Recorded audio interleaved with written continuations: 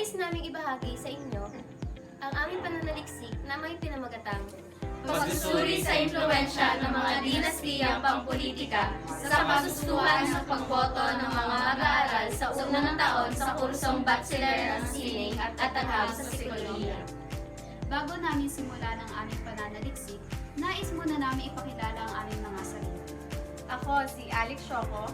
Ako naman si Shelo Marie Florese. At ako naman si Joseph Jaime. Ako naman po si Jasmine White Limia. At ako si Rachel Joy B. Antolin. At kami ang pangkat una. Ang mga politikal ng dinastiya ay hindi bahagi ng politika, hindi isang malalim na kaugat sa sistema na nagpapatunay sa kapangyarihan ng ilang mga pamilya sa loob ng maraming henerasyon, lalong-lalo na sa Pilipinas. Partikular na kitang-kita ito sa mga lokal na pamahalaan, kung saan ang mga posisyon sa politika na tila isang mana na ipinapasa sa loob ng isang pamilya. Ayon sa mga pag-aaral, ang mga political dynasty ay naglilimita sa mga pagkakataon sa halalan na ginagawang mahirap para sa mga hindi kabilang sa mga pamilyang ito na makapasok sa politika. Dahil sa kanilang malakas na koneksyon, ang mga pamilyang ito ay nagkakaroon ng mas malaking pagkakataon na makapasok sa politika kaysa sa mga taong may kakayahan at talino. Nais ng pag-aaral na alamin kung paano hinuhubog ng mga politikal na dinastiya ang mga pananaw sa politika ng mga mag-aaral sa mataas na edukasyon. Ang pag-aaral ay magtatanong kung ang mga political dynasty ay nakakaapekto sa pagiging aktibo ng mga mag-aaral sa proseso ng demokrasya at sa kanilang pakiramdam ng pananagutan sa politika. Ulit, kakat na lang yun, go. Sa pamamagitan ng pag-unawa sa mga opinyon ng mga mag-aaral, ang pag-aaral ay nagbibigay ng pananaw sa kung paano maaaring patuloy na maimpluwensyahan ng politikal na dinastiya ang pakikilahok sa demokrasya at pakikilahok sa politika sa mga mag-aaral sa kolehiyo ng Mindoro State University. Ang pag-aaral na ito ay naglalayong maunawaan kung paano hinuhubog ng politikal na dinastiya ang mga kagustuhan sa pagboto ng mga mag-aaral sa kurso ng Bachelor of Arts in Psychology sa Mindoro State University, Calapan Campus. Partikular ang mga mananaliksik ay naglalayong masagot ang mga sumusunod na katanungan. Una, ano ang kamalayan ng mga unang taong mag-aaral ng EB Psychology sa Mindoro State University tungkol sa mga politikal na dinastiya sa Pilipinas? Pangalawa, paano bang positibo, negatibo o neutral na epekto ang mga politikal na dinastiya sa pakikilalok sa politika ng mga mag-aaral at posibilidad na lumahok sa proseso ng halalan? Pangatlo, nauiimpluwensyahan ng iba't ibang mga kadahilan ang mga kagustuhan sa pagboto at mga perception ng mga mag-aaral patungo sa mga politikal na dinastiya sa mga tuntunin ng impluwensya ng pamilya, katayuan sa lipunan at ekonomiya, paglalarawan ng media at mga paniniwalang pangrelihiyon. Pang-apat, batay sa nakalap na data, ano ang mga rekomendasyon ang maaaring magawa upang maitaguyod ang mga mas malawak na kamalayan sa politika at pakikilahulog sa mga mag-aaral sa AB Psychology, lalo na sa pagtugon sa impluwensya ng mga politikal na dinastiya. Ang pag-aaral na ito ay sumusuri lamang sa impluwensya ng mga dinastiyang pampolitika sa pagbuo ng mga kagustuhan ng mga botante sa mag-aaral na nasa unang taon ng kursong Bachelor ng Sining at Agham sa Psikolohiya. Gumamit ito ng pamamaraang pananaliksik na kwalitatibo upang matukoy ang mga salik na nakakaapekto sa kanilang mga kagustuhan sa pagboto, partikular na ang kamalayan hinggil sa mga dinastiyang pampolitika sa Pilipinas, impluwensya ng pamilya, katayuan sa lipunan at ekonomiya, antas ng edukasyon, paglalarawan ng media at paniniwala sa relihiyon. Ang pananaliksik na ito ay limitado o eksklusibo lamang para sa mga mag-aaral ng Sining at Agham sa Psikolohiya na magiging partisipante ng pag-aaral. Isasagawa ang pananaliksik na ito sa Mindoro State University, Calapan Campus sa akademikong taong 2024 hanggang 2025. Dumako naman po tayo sa kahalagahan ng pag-aaral. Ang mga sumusunod, mga mag-aaral. sa pamamagitan ng paglalahad ng mga mahalagang perspektiba sa larangan ng politika.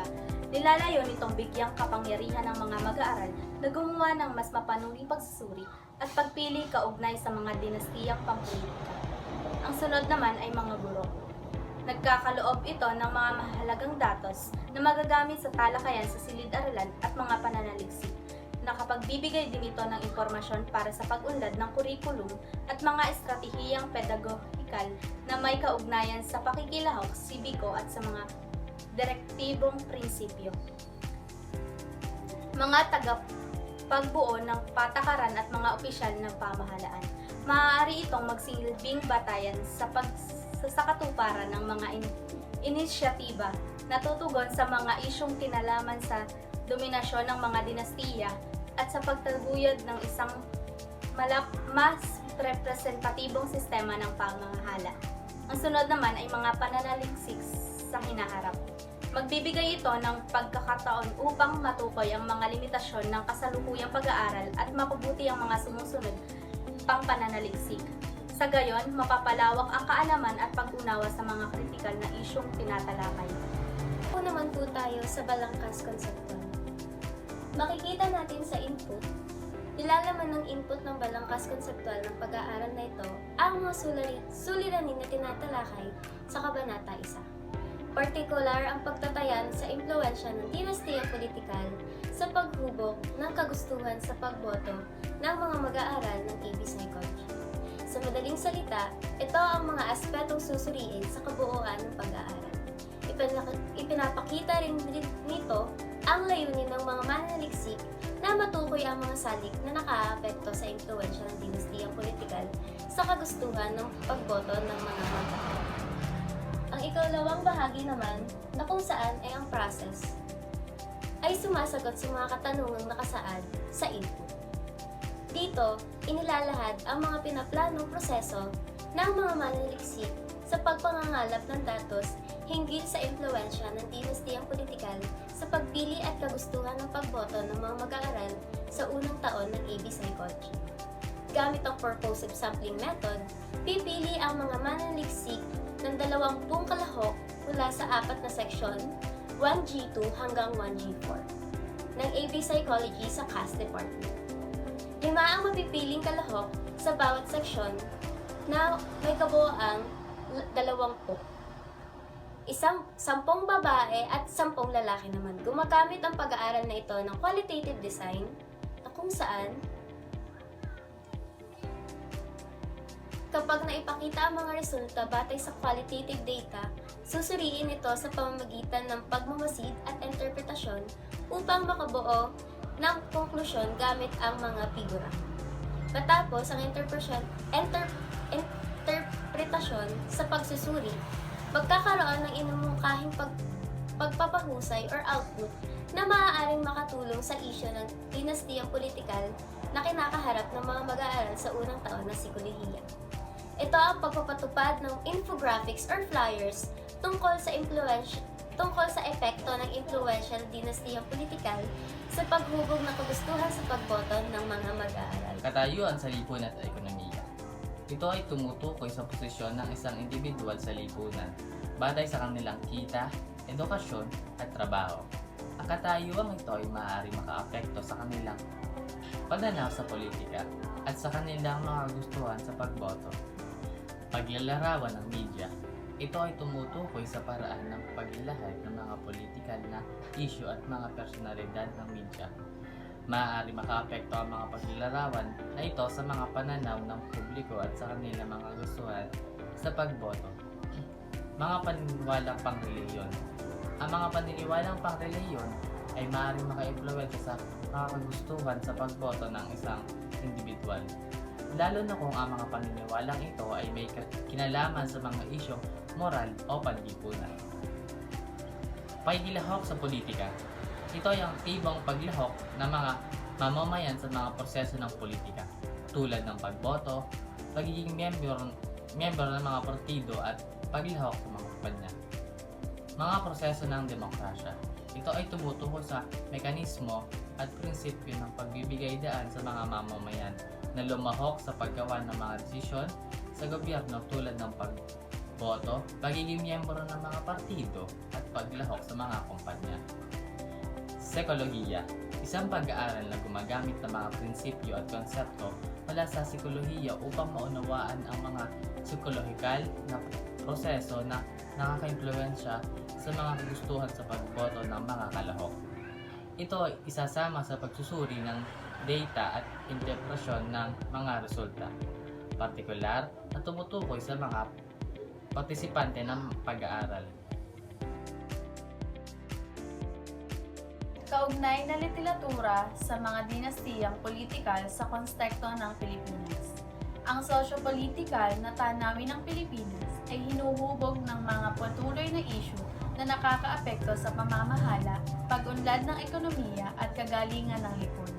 Isa sa pangunahing hamon ay ang konsentrasyon ng kapangyarihang politikal sa loob ng ilang maimpluwensyang pamilya na nag-aambag sa isang sistema ng pamamahala na naglilimita sa kompetisyon sa politika at nagpapatuloy sa hindi pagkakapantay-pantay. Ang kababalaghang ito ay pangunahing hinihimok ng mga dinastiyang politikal na patuloy na nangingibabaw na hindi lamang sa lokal kundi pati na rin sa pambansang politikal. Sa kabila ng mga probisyon na sa kabila ng mga probisyon sa konstitusyon na naglalayong wasakin ang mga naturang dinastiya, ang kakulangan ng epektibong batas at ang pag-aatubili ng mga mambabatas na may kaugnayan sa dinastiya na magpasa ng mga batas laban sa dinastiya ay sumasalamin sa isang malalim na pagtutol sa loob ng sistema ng politika. Ang pagsasama-sama ng kapangyarihang politika sa loob ng ilang piling pamilya ay matagal nang humuhubog sa pamamahala at demokrasya sa Pilipinas na lumilikha ng mga makabuluhang hadlang sa kompetisyon sa politika at nagpapatuloy sa hindi magkakapantay-pantay ng socio-economic. Ang pag-unlad ng batas sa pagtugon sa isyong ito ay nananatiling hindi gumagalaw dahil sa pagtutol mula sa Kongreso, kung saan marami sa mga miyembro ay mula rin sa mga dinastiyang politikal.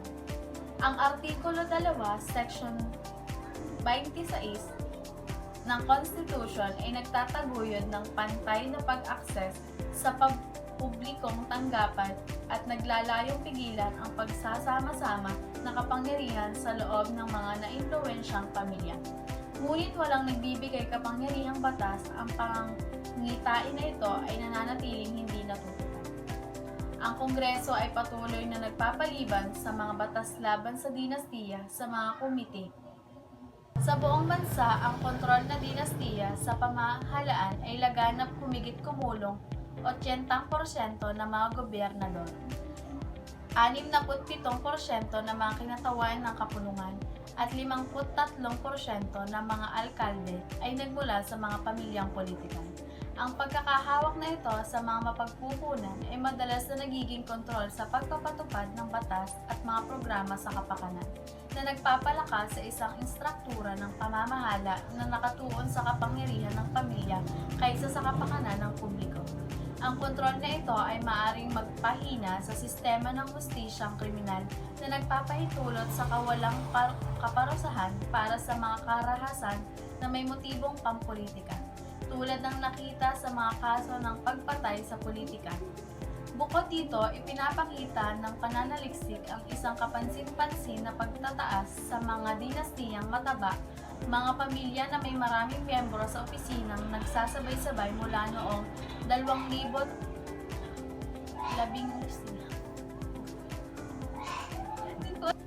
Bukod dito, ipinapakita ng pananaliksik ang isang kapansin-pansin na pagtaas sa mga dinastiyang mataba, mga pamilya na may maraming miyembro sa opisina ng sabay-sabay mula noong 2011 na halalan. Ang bilang ng mga politikal na angkan na may 2 miyembro sa opisina ay lumago mula 1,303 noong 2001 hanggang 1,548 noong 2011, habang ang mga pamilya na may 3 o higit pang miyembro na nagtatagay ng mga posisyon sa politika ay lumawak. Good Ginagamit ang pag-aaral na ito ng kwalitatibong disenyo ng pananaliksik bilang isang mahalagang metodolohiya para sa paggalugad at pagkuha ng mas malalim na pananaw sa mga tunay na problema. Kasama rito ang pagtitipon at pagsusuri sa mga karanasan, pananaw at pag-uugali ng mga kalahok na nagbibigay daan sa mga mananaliksik na sumisid sa mayamang konteksto na nakapalibot sa isang partikular na issue. Isang phenomenological na disenyo ang ginagamit upang makakuha ng mga pananaw sa nakikitang impluwensya ng mga dinastiyang politikal sa paghubog ng mga kagustuhan ng botante sa mga unang taon ng kolehiyo sa Mindoro State University. Nilalayon nitong galugarin at ipaliwanag ang universal na kakanyahan ng isang penomeno. Sumisisid ang phenomenological na diskarte sa pang-araw-araw na karanasan ng mga individual habang itinatabi ang mga paunang konsepto ng mga mananaliksik tungkol sa paksa. Sa esensya, nakatuon ito sa pag-aaral ng mga nabuhay na karanasan upang makakuha ng mas malalim na pangunawa kung paano nakita at naunawaan ng mga tao ang mga ito. Tinutukoy ng pag-aaral kung paano nakakaapekto ang mga dinastiyang politikal sa mga pananaw sa politikal at pag-uugali sa pagboboto ng mga mag-aaral sa kolehiyo sa Mindoro State University na nakatuon sa kanilang epekto sa mga batang edukadong botante na karaniwang pasibo o hindi interesado sa pakikilahok sa politika upang makamit ang mas tumpak at maaasahang mga resulta. Sinasadya ng mga mananaliksik na pumili ng mga kalahok ng mga nakaranas na botante at may sapat na impormasyon tungkol sa sistema ng politika sa Pilipinas. Kasama sa mga kalahok na pag-aaral ang mga unang taon ng mga mag-aaral sa kolehiyo ng sining at agham na nag-aaral sa Mindoro State University, Calapan Campus. Ano nga? Instrumento sa pagtitipon ng datos. Gumagamit ang mga mananaliksik ng semi-strukturadong panayam gamit ang mga self-made na questionaryo sa panayam na inihanda ng mga mananaliksik upang mangalap ng angkop, maaasahan at sapat na datos na kailangan. Isinasagawa ang pag-aaral sa pamamagitan ng isang panayam sa mga kalahok na sinasadyang pilit ng mga mananaliksik. Ayon kay George 2022, ang isang semi-istrukturadong panayam ay isang kombinasyon ng parehong istrukturado at hindi istrukturadong panayam na nagbibigay ng mga kalamangan sa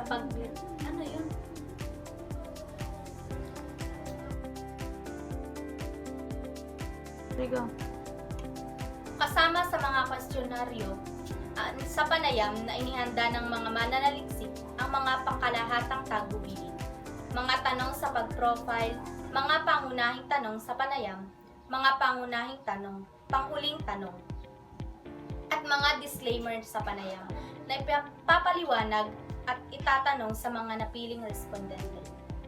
Tinutulungan ng mga kwestyonaryong ito ang mga mananaliksik na tuklasin at maglaganap ng datos upang sa mga pananaw at potensyal na epekto sa mga pananaw sa politika at pag-uugali sa pagboto ng mga unang taon ng mga mag-aaral sa kolehiyo. 1, 2, 3, go! Hinihikayat ng mga tanong ang mga respondente na magbigay ng detalyong mga tugon. Bukod dito, ang mga karagdagang na tanong ay isasama sa interview guide upang mas lalong maunawaan ng mga tiyak na paksa na may interes. Para sa kalinawan, kaugnayan at angkop ng mga tanong, ang interview guide ay susubukin muna sa isang maliit na grupo ng mga mananaliksik na gumagawa ng anumang kinakailangang pagsasaayos batay sa feedback at mga obserbasyon.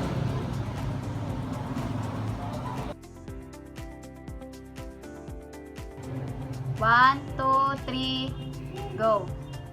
Dumako naman po tayo sa Kabanata 4 na kung saan ay matatalakay natin ang pagsusuri ng datos. Malinaw at maayos na isinalang-alang ang mga resulta ng pag-aaral alinsunod sa mga pamantayan ng paghuhulat sa kwalitatibong pananaliksik. Ang mga direktang CP at mga buod ng tema ay gagamitin upang mapatibay ang mga konklusyon na nabuo mula sa datos. Sisimula ng mga mananaliksik ang pagsusuri ng datos sa pamamagitan ng inductive analysis. Batay kay Bingham 2024, ang inductive analysis ay isang stratehiyang analytical na bottom-up. Mayroong iba't ibang uri ng inductive analysis, subalit kabila sa mga kanariwang pamamaraan ang open coding, na tinatawag ding initial coding, vivo coding, mga code na hango sa mga salita ng mga kalahok, at constant comparative analysis.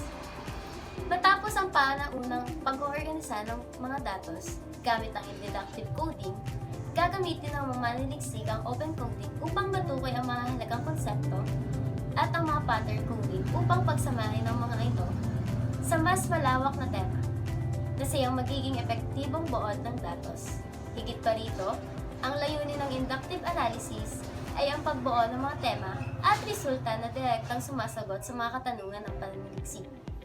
Pinapayaman ng mananaliksik ang mga tema sa pamamagitan ng pagtukoy sa mga representatibong datos at ipinapaliwanag ang kanilang mga natuklasan sa pamamagitan ng pag-uugnay nito sa mga umiiral na teorya at mga naunang publikasyon. 1, 2, 3. Dumako naman tayo sa kamalayan sa mga dinastiyang politikal. Ayon sa unang tema, 20 na respondente ang nagpahayag ng malinaw na kamalayan sa mga dinastiyang politikal.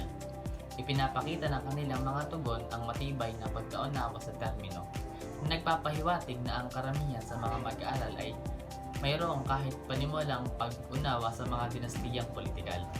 Inuugnay nila ang mga dinastiyang politikal sa pagpapatag ng kapangyarihan sa loob ng mga pamilya. At may ilan na nakakilala ng mga tiyak na pamilyang politikal sa bansa. Ayon sa pangalawang tema, walang respondente ang umamin na may limitadong pag-unawa sa mga dinastiyang politikal. Lahat ng kalahok ay ulit nga, doon sa part na yun. 1, 2, game. Ayon sa pangalawang tema, walang respondente ang umamin na may limitadong pag-unawa sa mga dinastiyang politikal. Lahat ng kalahok ay nagpakita ng kahit panimulang kamalayan sa konsepto, at may ilan na nakilala ng mga tiyak na pamilyang politikal at nakapagpaliwanag ng epekto ng mga dinastiya sa pamamahala. Nagpapahiwatig ito ng mga kamalayan sa dinastiyang politikal. Sa mga mag-aaral ay karaniwang matibay at mayroong lamang maliit o walang kuwang sa pag-unawa. 1, 2, game. Ang mga mag-aaral na ito ay tila hindi gaano nababahala o may kamalayan sa mga implikasyon ng mga dinastiyang politikal sa paghubog ng mas malawak na tanawin ng politika. Tayo sa epekto Lang. sa Ulit. 1, 2. Game. Dumako naman tayo sa epekto sa pakikilahok sa politika.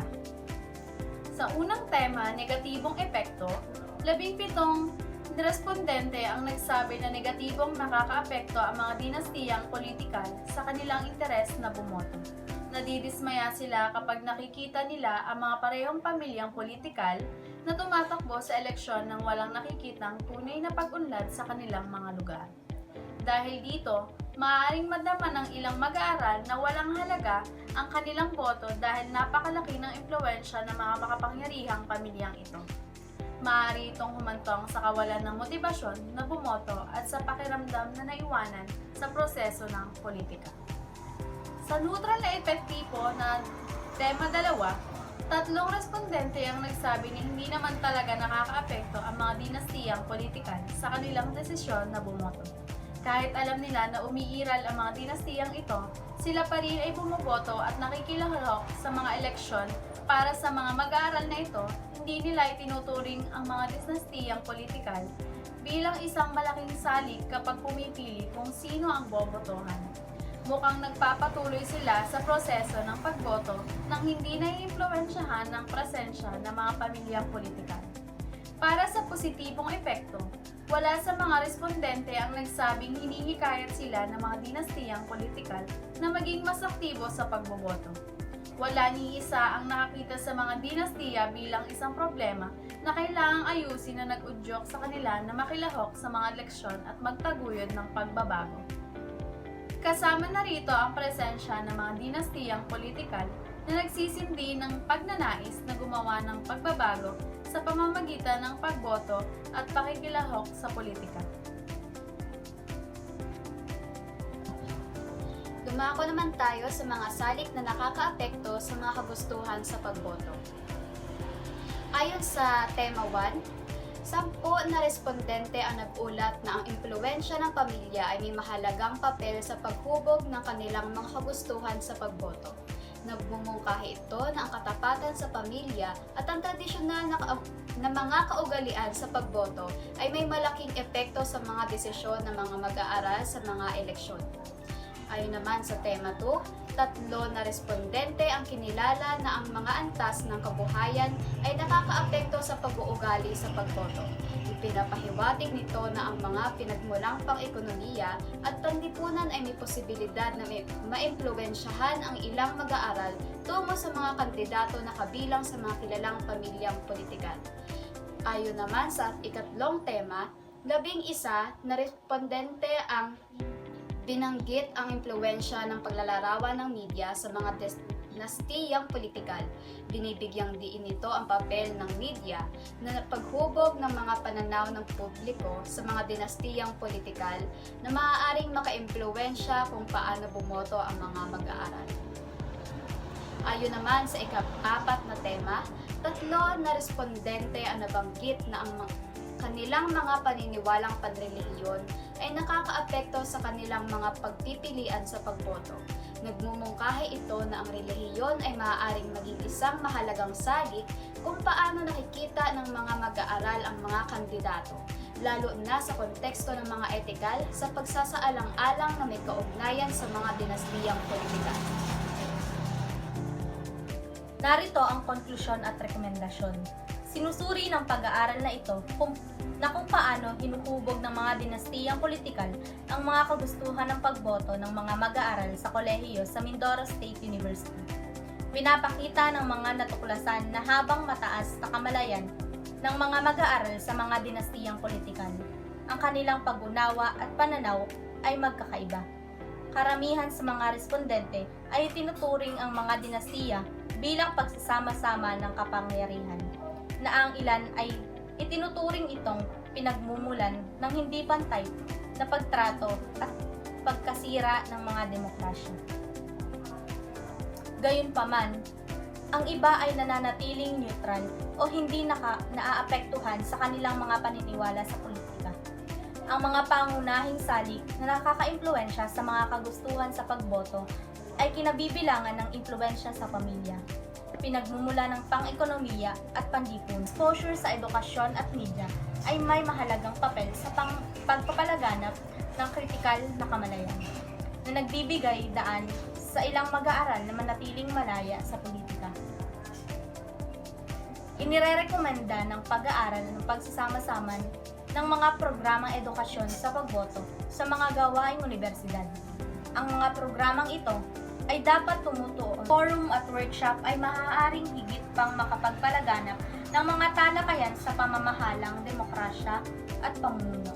Ang mga Commission on Election or COMELEC at Department of Education or DepEd ay hinihikayat na makipagtulungan sa pagsusulong ng kaalaman sa pagboto ng mga kabataang Pilipino. Pakikipagsosyong ito ay maaaring kabilang sa pagbuo ng mga module na tinatalakay ang epekto ng mga dinastiyang politikal at pagbibigay diin ang kahalagahan ng responsableng pagboto. Bukod dito, ang mga programang pang-mentorship at batay sa komunidad ay maaaring magbigay kapangyarihan sa mga mag-aaral na mag-isip ng kritikal tungkol sa kanilang mga responsibilidad sa eleksyon. Sa pamamagitan ng paghihikayat ng bukas na dialogo at mga inisyatibong ito ay maaaring mapababa ang pagkadismayan dulot ng politikang dinastiya